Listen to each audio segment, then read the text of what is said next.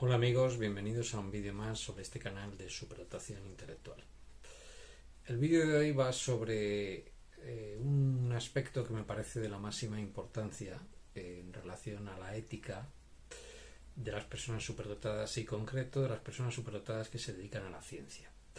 Ya hemos dicho que en el campo científico, en el mundo científico, no hay tantos superdotados como pudiera pensarse. Lo que abunda en el mundo científico son sobre todo personas con talento conocido como talento académico, que es una mezcla de una alta inteligencia lógico-matemática, una alta inteligencia verbal lingüística y una alta memoria, sobre todo a corto plazo. Estas características permiten que las personas con estos talentos académicos sepan aprovechar su dicción, su posibilidad de comunicación, que es útil en la docencia, en la enseñanza, su posibilidad de análisis para pues la investigación y su posibilidad de la memoria a corto plazo, porque esa es la que permite en parte la memoria de trabajo, que se llama, es decir, poder procesar información, etcétera. Obviamente nadie tiene solamente esas tres características, pero lo que sería un talento académico sería alguien que tuviera, como digo, esas tres características principalmente. En el mundo académico, yo en mi experiencia ya de más de 30 años, en 4 centros de investigación distintos y con viajes al extranjero, etcétera, he llegado a la conclusión de que existe muy poquita gente dentro del campo científico que tenga una alta inteligencia interpersonal o incluso intrapersonal, es decir, eso que se llama pues una cierta sensibilidad o un cierto humanismo, ¿no? Esto no significa que la mayor parte de científicos sean personas deshumanizadas, pero sí que son personas un poco robotizadas, en mi experiencia, insisto, de 30 años ya. Me he encontrado gente muy brillante, pero que a la verdad pues no sabe, por ejemplo, tratarte, te tratan como si fueras de su propiedad. Ya he comentado en algún vídeo que tuve un director en uno de los centros en los que estuve cuando estaba haciendo el doctorado, uno de los que mandaban, digamos, en el departamento donde yo estaba, que pues me llegó a decir que yo le pertenecía intelectualmente, lo cual se me quedó grabado. Eso ya lo he comentado en un vídeo. Me he encontrado también personas que de repente te dicen que te necesitan por esto y por lo otro, pero luego hacen cosas como colocar sellos de primeros autores en trabajos que prácticamente has hecho tú al 99%. Esto le ha pasado a ciertas personas de mi entorno. Yo nunca he consentido ese tipo de cosas, pero bueno, a veces es casi un poco inevitable, ¿no? Que esas cosas ocurran, ¿no? Me refiero. A mí particularmente eso no me ha pasado, pero sí que conozco gente muy inteligente, superdotada, que le ha pasado en el campo científico y ha motivado que se salieran de esa institución. También ocurre muchas veces el caso de personas que adquieren una posición muy relevante en ciencia y tratan a sus subalternos, que son más inteligentes que ellos, de formas pues un poco autoritarias. Esto es muy frecuente. Esto lleva a una dinámica muy curiosa, y es que se forman equipos que parece que van muy bien y de repente en 24 horas, como quien dice, esos equipos se disgregan. ¿Cuál es el punto de inflexión en ese tipo de dinámicas? Pues el punto de inflexión suele ser que estas personas que superdotadas, que trabajan con una persona que está por encima de ellos a nivel jerárquico, pues acaban hartos de ese autoritarismo y se van, porque no se respeta su creatividad o no se respetan sus ideas o se les obliga a actuar de una forma que ellos no consideran legal o ética o lo que sea, ¿no? Los conflictos de intereses pueden ser importantes. También se genera una dinámica en las personas que mandan a superdotados, que es el hecho que empiecen a ponerse nerviosos cuando van viendo que estas personas superdotadas adquieren cierto nivel o van subiendo de nivel. Eso sí me ha pasado a mí. Me ha pasado de que, por ejemplo, en otro centro en el que estuve, se me hizo un encargo, y es que me dedicara a ciertos temas medioambientales que tenían que ver con la ganadería. Me dediqué a eso y cuando empecé a tener cierto nivel, pues la misma persona que me hizo ese encargo pues me hizo la vida imposible, básicamente. Entonces, bueno, pues esto es muy común. Es decir, eres un tipo muy majo mientras no me hagas sentir inferior. En el momento en que yo me siento inferior a ti, pues te empiezo a atacar. Esto es muy normal. Esto ocurre dentro del campo científico. Hay evidencias a nuestro alrededor, famosas incluso. Ahí está el caso de Nikola Tesla con Edison, por ejemplo. Es muy conocido, ¿no? Bueno, pero el motivo del vídeo de hoy es porque una persona me mandó una noticia, voy a ahorrarme los detalles porque es un proceso que está en marcha en estos momentos, de un científico muy laureado que ha sido apartado de su institución debido a que se le acusa de cometer ciertos fraudes. Y claro, cuando tú ves la noticia, hay mucha gente que no conoce cómo funciona la ciencia que se pone del lado del científico, no de la institución. Pero sin embargo, podemos decir que lo que está ocurriendo aquí es una realidad en la que las culpas están muy repartidas. La ciencia se ha transformado en un proceso totalmente mercantil hoy en día.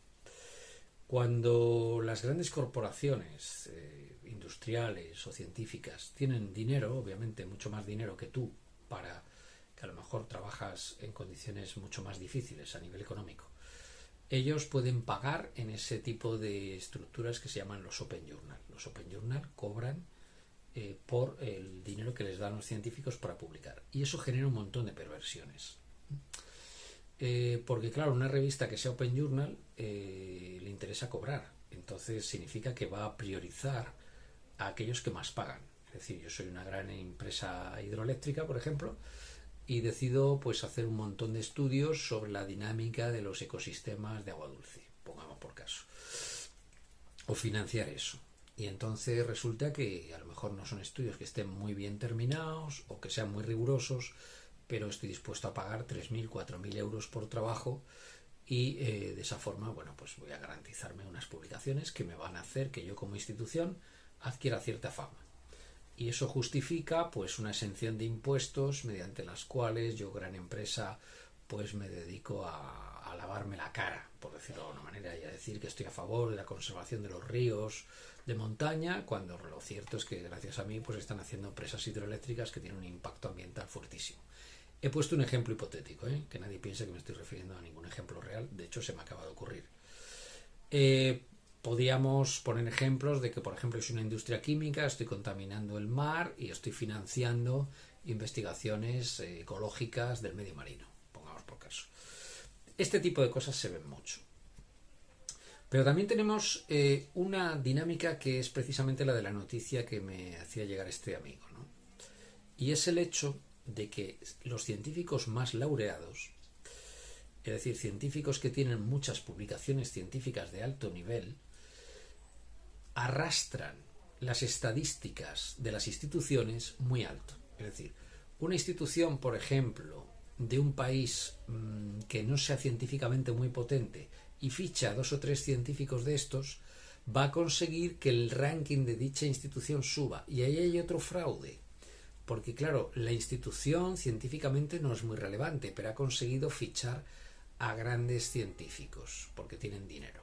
Son estos países que tienen muchos recursos naturales, de petróleo, uranio, madera, industriales, etcétera, que a lo mejor científicamente no son muy relevantes y sin embargo fichan a científicos de alto nivel, que a lo mejor ni siquiera trabajan allí físicamente, sino que están incorporados en periodos de 1 semana, 2 semanas al año, e incluso en las que esos científicos pasan allí un tiempo para justificar que están colaborando y lo único que hacen es poner su nombre. Eso es un fraude, evidentemente, desde mi punto de vista. Por tanto, una institución puede tener pleno derecho a decir no quiero que las personas que están en mi plantilla se dediquen a eso. Pero bueno, esto lo que indica es que la ciencia hoy en día se ha transformado en un mercadeo. Y el vídeo de hoy va dirigido en esa dirección. Esta es la consecuencia lógica de promocionar talentos académicos en el mundo científico y no superdotados. Los superdotados, aparte de su capacidad de inteligencia lógico-matemática, verbal lingüística, interpersonal e intrapersonal, tienen una alta empatía. Y yo no conozco a ningún superdotado, fijaros lo que os estoy diciendo, que se dedica a la ciencia, no conozco muchos, pero de los que conozco, ninguno pasaría por este tipo de cosas. De hecho, cuando hablo habitualmente con mis colegas que tienen este perfil que tengo yo, tanto en España como fuera de España, todos abominamos del camino que está tomando la ciencia en estos momentos. Un camino que es la consecuencia lógica, insisto, de promocionar talentos y no superdotados. No se puede construir un mundo basado en el mercantilismo, mucho de ello es una ciencia realmente útil. Hemos llegado a un mercadeo mediante el cual parece que aquí lo único importante es producir y producir trabajos y no la verdadera utilidad de dichos trabajos. Bueno, pues frente a este mercadeo, frente a esta corrupción que tiene el campo científico, algunos preferimos estar en segunda fila, pero al menos hacer un trabajo digno. Y hay otra perversión tremenda, y es la enorme cantidad de recursos que se dedican a temas que no tienen ninguna utilidad para la sociedad, que son puros lavaderos de imagen de políticos. Por ejemplo, imaginemos que ahora lo que se vende, por poner un ejemplo para que nadie se sienta aludido, es la investigación en el, yo qué sé, en el ozono, pongamos por caso. Y resulta que ahora los políticos andan hablando del ozono para aquí y para allá, y resulta que la institución pues empieza a hacer un montón de trabajos sobre el ozono que realmente no tienen efecto en la sociedad. Estoy poniendo un ejemplo hipotético, que nadie se sienta aludido, pero es que no quiero poner un ejemplo más preciso porque, bueno, es muy evidente. ¿Cuántos estudios se están financiando que no tienen efecto ninguno sobre la sociedad? ¿Cuántos estudios se están financiando que realmente no son importantes para la gente, para la sociedad? Esto es así, es decir, la ciencia no puede dedicarse solamente a una actividad puramente mercantil. La ciencia no puede dedicarse solo al lavadero de políticas de partidos. La ciencia es, sobre todo, dirigida hacia la sociedad. Tenemos que retomar cierta coherencia. El científico tiene que ser una persona inteligente, evidentemente. Miraros mi documento de Academia Edu, de la web de Academia Edu, Virtudes de un científico, o características de un científico, que es uno, por cierto, mi documento más descargado. Os pongo en el enlace en la descripción de este vídeo, donde discuto este tema. Es decir, no se puede hacer una ciencia al margen de la humanidad en un sentido amplio. No solo la humanidad, que es el que paga la ciencia, sino también la que la recibe, pero la humanidad en un sentido de virtudes humanas. No se puede hacer una ciencia fuera del humanismo. No se puede hacer una ciencia solo como negocio. Y ese es el camino lógico, insisto, y perfectamente predecible que tiene priorizar talentos por encima de superdotados. Y no es que todos los talentos sean faltos de ética, pero necesitamos, insisto, una sensibilidad, una inteligencia interpersonal, una inteligencia perceptiva. Necesitamos otras cosas, no solo el puro y frío cálculo lógico, matemático, que caracteriza a tantos y tantos científicos hoy en día. Yo disfruto la ciencia como si fuera casi una labor espiritual para mí. Es decir, estoy feliz cuando me publican un trabajo. No soy un gran científico, ni pretendo serlo. Solo soy un científico honesto y pienso seguir así. Y desde luego jamás me incorporaría a una institución de un país que no sea democrático. Jamás me incorporaría a una institución que tenga muchos petrodólares, pero no tenga alma, no tenga espíritu. No me incorporaré a un país donde las armas circulan más que las personas, donde hay más armas que personas. No me incorporaré a un país jamás, por mucho dinero que tenga, que me pague por lavaderos de cara. Y desde luego lo que yo voy a hacer siempre es plantearme si lo que hago sirve para algo para la sociedad. Y si no sirve, como ha pasado tantas veces, dejar esa línea de investigación y me dedicaré a otras cosas, que es exactamente lo que estoy haciendo en estos momentos. Hacer trabajos útiles para la sociedad. Nada más, espero que os haya interesado este vídeo y nos vemos en otra entrega. Un saludo, chao.